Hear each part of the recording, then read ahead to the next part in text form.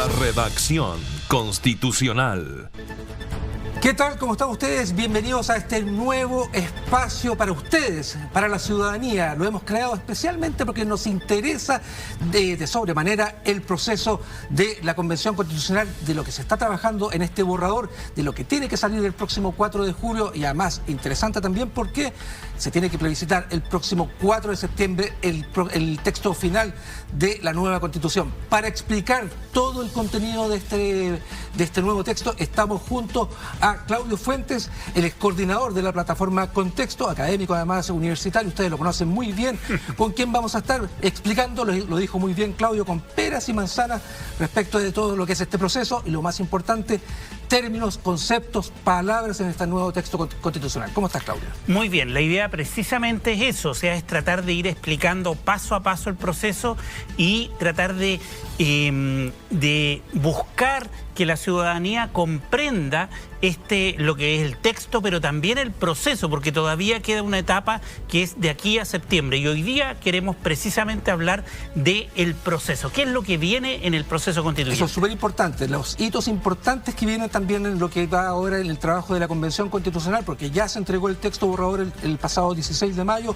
Están 3 comisiones trabajando en este minuto, Claudio: armonización, de preámbulo y también de normas transitorias, ¿no? Así es. Mira, es bien importante porque hay bastante confusión, y si quieres vemos la pantalla, hay bastante confusión porque la gente piensa, ya, está el borrador, ¿para qué van a seguir trabajando si ya tienen borrador? Esa es la primera respuesta, o sea, la primera pregunta a resolver. Hay un borrador. Hay mucha confusión porque cree la gente de que este borrador es el texto final, más no lo es. No lo es, efectivamente. El borrador es el primero y es simplemente el compilado de las 7 comisiones. Ver, señor director, veamos por favor la primera gráfica que tenemos preparada, si usted nos la tira por favor en pantalla para que la gente también pueda verla en sus pantallas. Precisamente está, aquí es, lo que viene. Está en pantalla ahí, Claudio. 16 de mayo fue entregado entonces el primer borrador. Así es, el 16, el lunes pasado, se entregó el primer borrador, que es el compilado de las 7 comisiones que trabajaron, y por lo tanto, si usted abre el borrador, va a encontrar la primera comisión política y dice artículo 2, o sea, no hay artículo 1. ¿Por qué? Porque no se aprobó el artículo 1, es simplemente eso, y por lo tanto, ahora, ¿qué es lo que viene? Viene el trabajo de comisiones de preámbulo, la comisión de preámbulo, que es lo que ve una introducción, ojalá que sea breve, una introducción breve a la nueva Constitución. Ya están los capítulos, tengo entendido, en la comisión de preámbulo, ya se ordenó los capítulos de lo que es el texto constitucional, ¿no? Efectivamente, también está ya la organización del índice, llamémoslo, de la comisión, que de hecho es la segunda comisión, la de armonización. Ahora vamos a hablar un poco más de la comisión de armonización, que es una de las más relevantes. Y tercero, la comisión de transitorias, que es básicamente una comisión que ve cómo, si es que se aprueba la nueva Constitución, se va a implementar de aquí en el futuro. Le pone fecha, es como una carta Gantt de cuándo empiezan a operar las instituciones. La gente cree en sus casas, Claudio, que la convención ya no tiene que votar. Sí tiene que continuar votando, sobre todo en esta comisión de normas transitorias. Efectivamente, súper buen punto. ¿Por qué? Porque las comisiones, el trabajo de comisión de cada una de estas 3, tiene que ir necesariamente al Pleno. Es decir, de la comisión va al Pleno, del Pleno vuelve a la comisión y termina al final el Pleno. El Pleno, que es los 154 convencionales reunidos, tienen que votar artículo por artículo todo el texto. Así es. ¿Ya? Y por lo tanto, eso tiene que estar concluido en el borrador final al 4 de julio. ¿Qué pasa si al 4 de julio no se llega con un texto borrador final y no se le entrega al presidente de la República? Es como que nos juntamos y no pasa nada, porque básicamente sigue regulando la Constitución vigente. Es decir, la convención se disuelve y si no hay borrador es como si no hubiera pasado nada. Eso es súper interesante dejárselo en claro a la gente. ¿Corremos el riesgo eventualmente de no tener un texto final o no? O sea, siempre se corre ese riesgo. Por eso los convencionales, los y las convencionales han estado trabajando bajo presión porque sí quieren un texto. Ahora, ya tenemos un primer borrador. Sería improbable que, o sea, muy poco probable que no se llegase al 4 de julio con un borrador final. Claudio, este borrador tiene 499 artículos. Estos 499 artículos no necesariamente van a significar el texto final. No, para nada. Mira, de hecho hay varios elementos ahí. Primero, la comisión, y si quieres miramos lo que hace la comisión de armonización. Veamos. La próxima lámina muestra las funciones que cumple la comisión de armonización. ¿Qué es lo que hace esa comisión? Veamos la lámina que viene, señor director. Ahí está. Mira, funciones de la comisión de armonización. Exacto. Primero, dar coherencia y concordancia con las normas. Es decir, por ejemplo, te voy a dar un ejemplo bien concreto. De hecho, Gaspar Domínguez mencionaba eso. En una comisión se aprobó que frente a ciertos tipos de litigios se hiciera en cortes locales.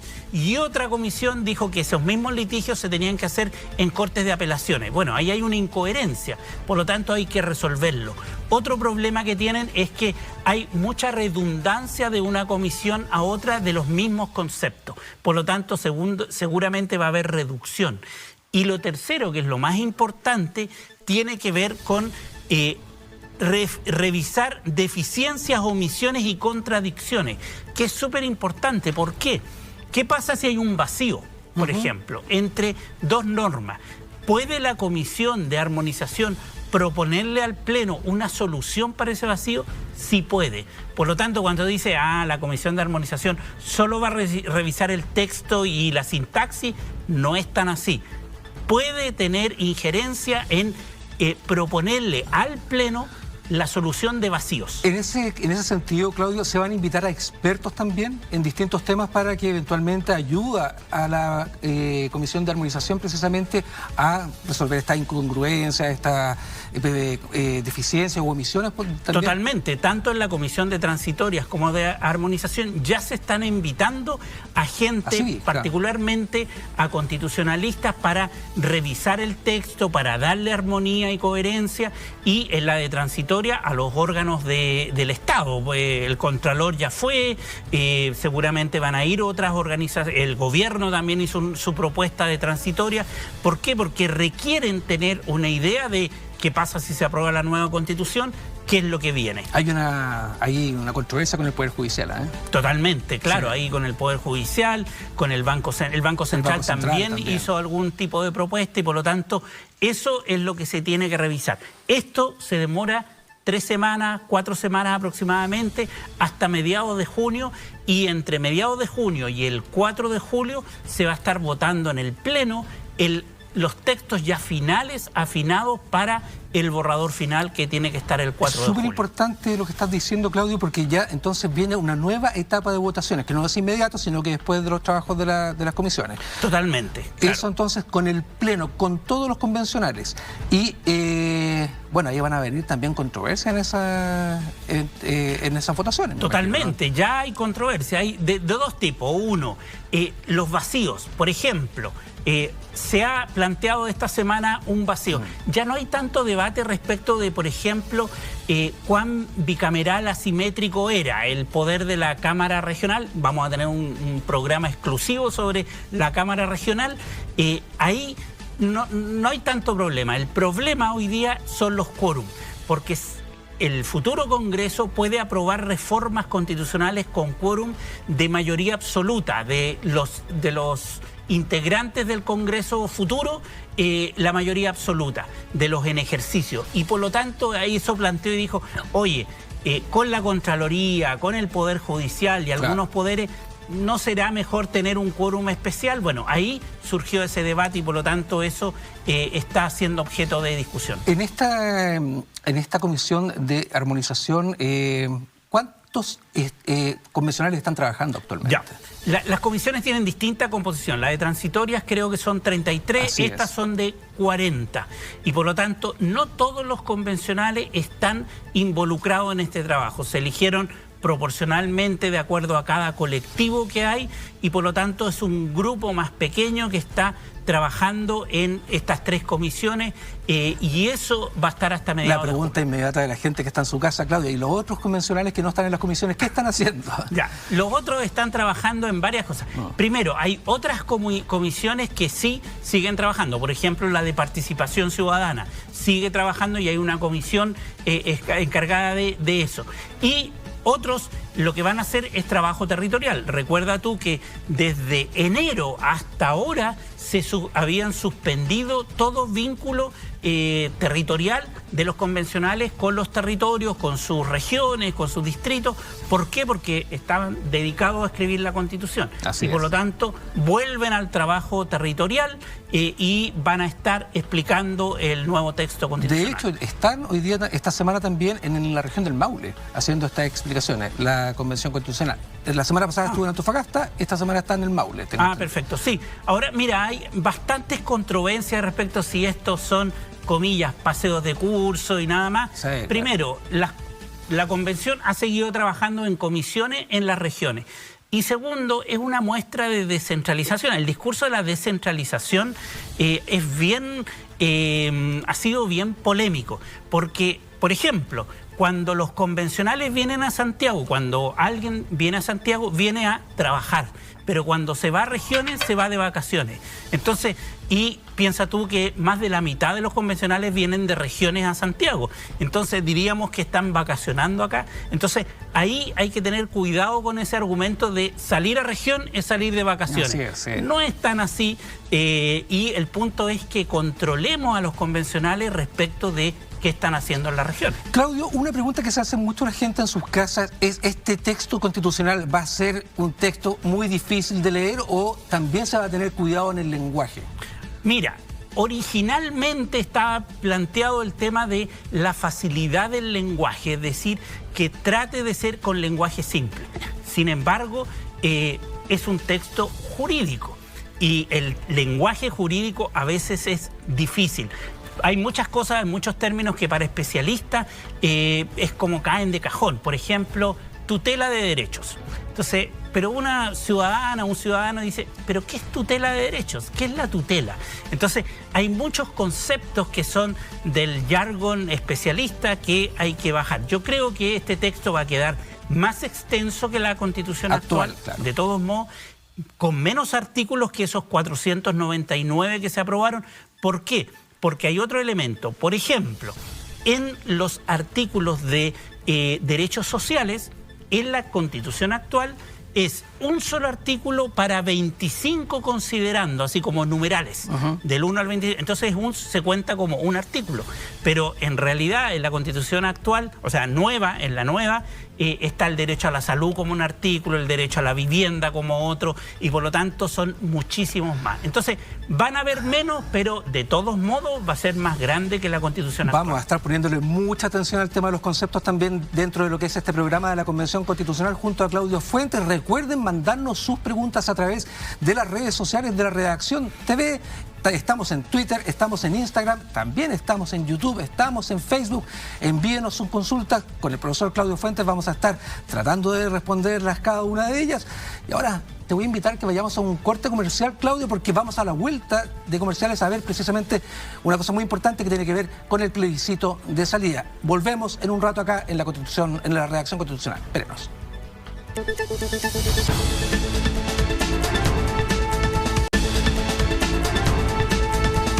La Redacción Constitucional. Estamos de vuelta aquí en la Redacción Constitucional, nuestro primer capítulo hablando de lo que viene en este proceso. Ya hablamos del trabajo de estas 3 comisiones, Claudio, que tienen que entregar este texto final el próximo 4 de julio, que tiene que ser plebiscitado el próximo 4 de septiembre. Hablemos del plebiscito. Así es, mira, el plebiscito es primero con asistencia obligatoria, voto obligatorio para mayores de 18 años. Hay que tener presente que En la propuesta de nueva constitución se propone que la gente mayor de 16 años pueda votar voluntariamente, pero esa es la propuesta para el futuro.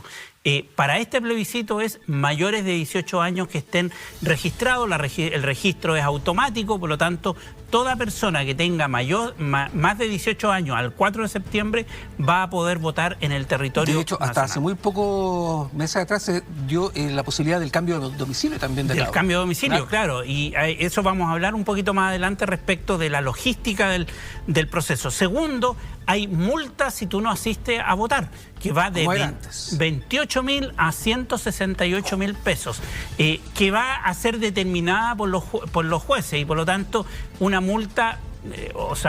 Ahí vamos a ver si se va a aplicar efectivamente esta multa. En el pasado habían como amnistías, se aplicaban como amnistías. ¿Te acuerdas que los que votábamos obligatoriamente, los que no podían votar, iban a las comisarías a declarar de por qué no estaban fuera del rango de distancia que era permitido? Podían ir a hacer esta como suerte de amnistía. Efectivamente. O sea, va a correr.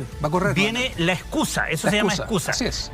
Tú puedes ir a excusarte de ir a votar si estás a más de 200 kilómetros de tu domicilio o tienes alguna enfermedad o si hay una persona postrada que no puede ir, pueden ir a la comisaría a dejar la excusa para no tener que pagar la multa. Esa logística la va a explicar seguramente Carabineros en julio, agosto, de cómo va a funcionar. Lo último tiene que ver con el voto en el exterior. En el exterior también es... el voto es voluntario, en ese caso es voluntario, Claudio? Porque se hizo obligatorio para Chile y voluntario, yo creo que porque las distancias para ir a votar al consulado son mayores, a lo mejor es por esa razón que se hizo voluntario en esos casos. Y en ese caso debes estar registrado previamente en los consulados. Todo chileno o chilena que vive fuera tiene que registrarse para poder ir a votar. Ahora, no es muy determinante tampoco el voto en el exterior para lo que es una votación en Chile, ¿eh? No, es bien marginal. Sí, claro. O sea, en términos del peso que tiene a nivel nacional, es bien poco... ¿Qué va a pasar con el transporte público ese día? Claro, que es muy importante para la gente. Bueno, ¿cómo se moviliza? Acá hay varios elementos a considerar. Uno, el transporte público no va a ser gratuito totalmente, pero la política que ha sido en las últimas elecciones es que, por ejemplo, el metro lo colocan gratis. Segundo, aumentan los buses de acercamiento. Pero aquí hay un elemento bien nuevo en este plebiscito. ¿Por qué? Porque el Congreso aprobó una ley que acerca los domicilios, acerca los locales de votación al domicilio. Por lo tanto, se va a georreferenciar y va a estar más cerca. Si usted ya cambió su domicilio, ya pasó el plazo para cambiar el domicilio, si lo cambió, verifique en cervel.cl dónde está inscrito y seguramente va a estar con un local más cercano a su domicilio porque va a estar georreferenciado para acercar los domicilios al lugar de votación. Claudio, hablemos de la votación del plebiscito de salida. De hecho, ya está el voto listo, como debería ser presentado precisamente ese 4 de septiembre, pero además hay una campaña que va a empezar también a partir de agosto, precisamente para la opción apruebo y la opción rechazo. Veamos el voto que tenemos precisamente ahí, ya está. Usted lo puede ver en su pantalla. Sí, esto es bien importante. El voto ya está definido en la Constitución. No hay opción de otro voto.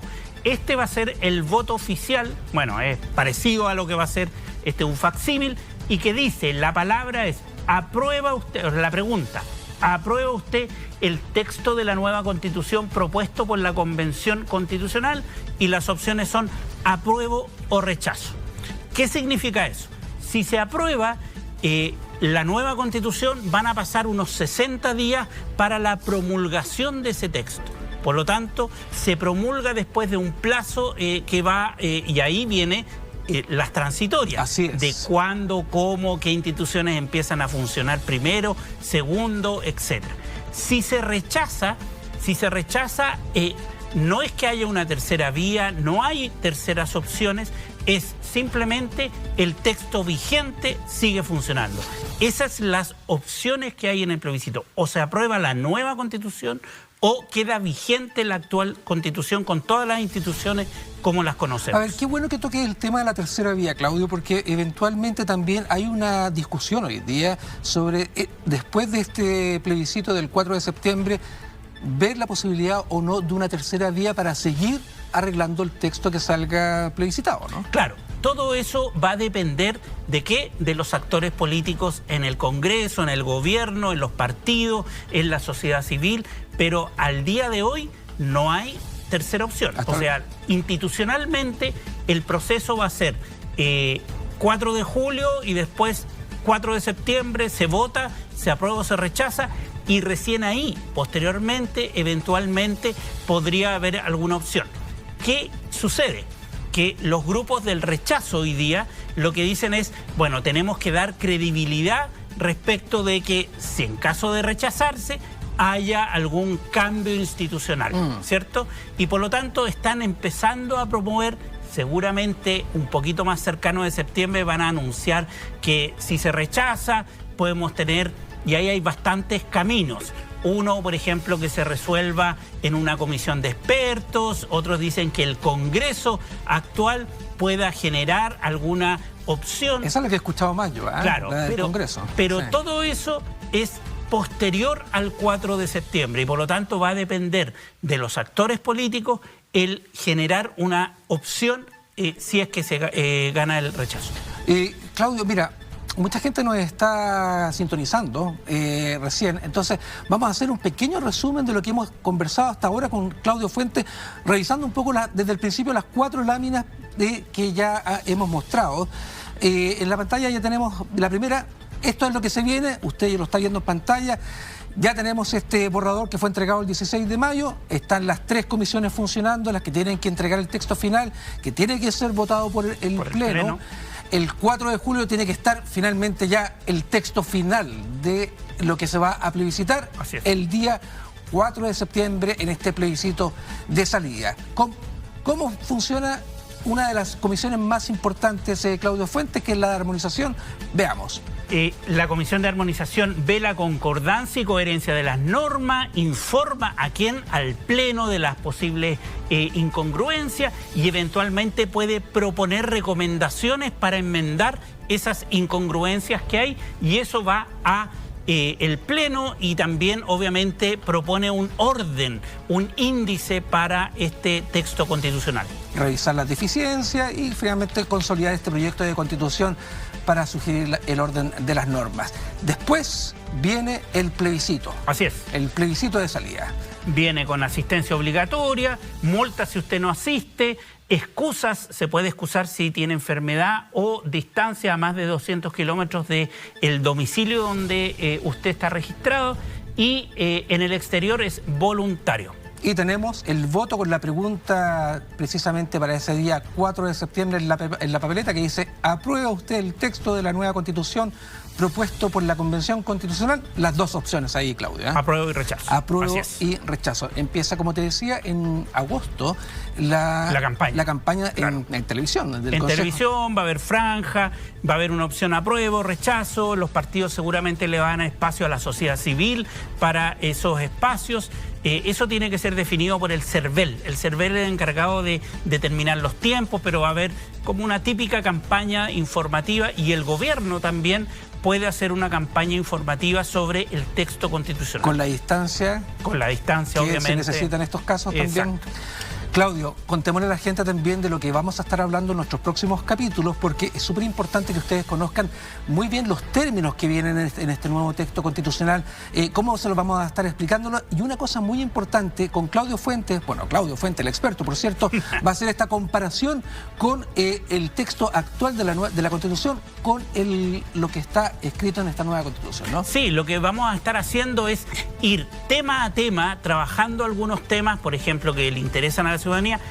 Nos pueden escribir perfectamente y sugerir temas: salud, seguridad social, participación ciudadana, vivienda, plurinacionalidad, o sea, todos los temas, tratar de explicarles qué dice el texto, qué dice, si es que dice algo esta nueva, o sea, la Constitución vigente, y tratar de clarificar ciertos conceptos para que la ciudadanía vote más informadamente. Es súper importante esto de la comparativa, Claudio, sobre todo porque la gente pueda entender qué es lo que está hoy día escrito precisamente en la actual Constitución y las grandes diferencias o diferencias que pueden haber con el texto actual. Eso va a ser un trabajo súper importante, muy visual también, que se lo vamos a estar demostrando a la gente en su casa y claramente va a despejar muchas dudas.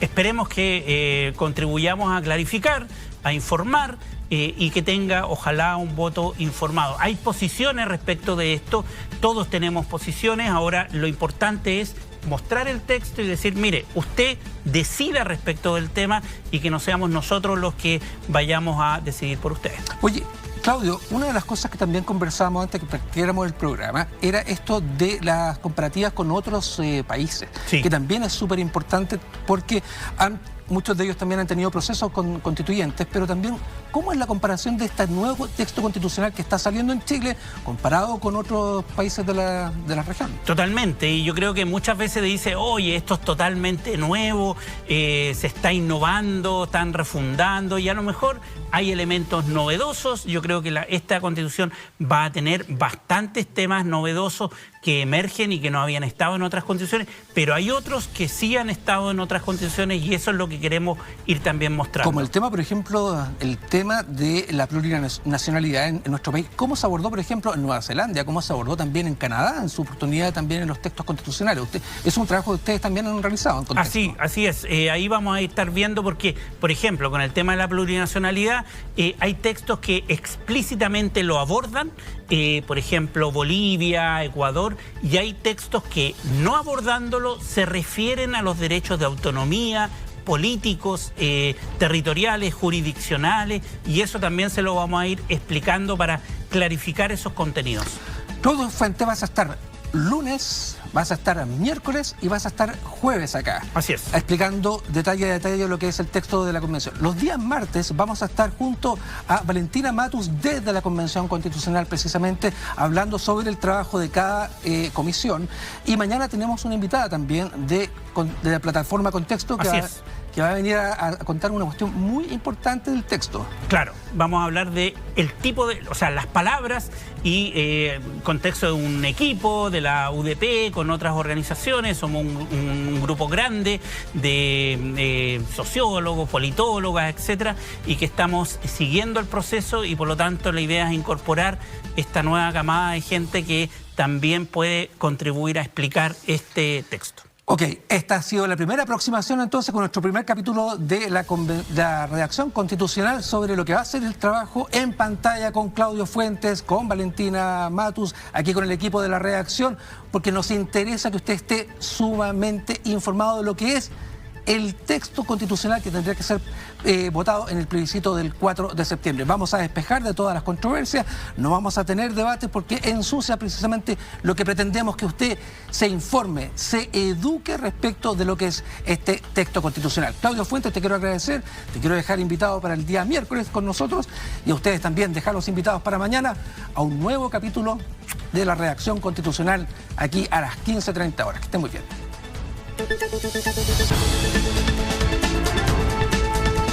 La redacción constitucional.